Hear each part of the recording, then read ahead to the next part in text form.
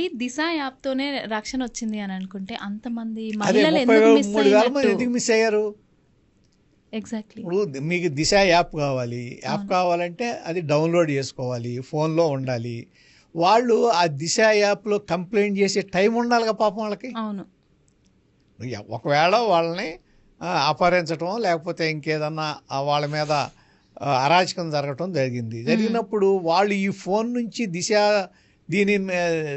దిశ app నుంచి complaint చేసే అంత టైం ఎక్కడిది? టైం ఉండదు. రెండోది, ఇప్పుడు ఈ దిశ యాప్ చట్టం అని ఉందని చెప్తున్నారు, అసలు లేనే లేదు.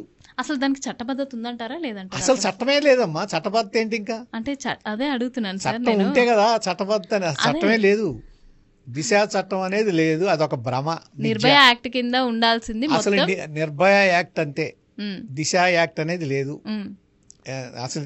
అది దిశ యాక్ట్ అనేది ఉంది అని కనుక ఏ రాజకీయ నాయకుడైనా ఏ పార్టీ నుంచి అయినా అంటే వాడికి అసలు అన్న వాళ్ళకి బేసిక్ నాలెడ్జ్ లేదు, అసలు ఏమి నాలెడ్జ్ లేనట్లు లెక్క.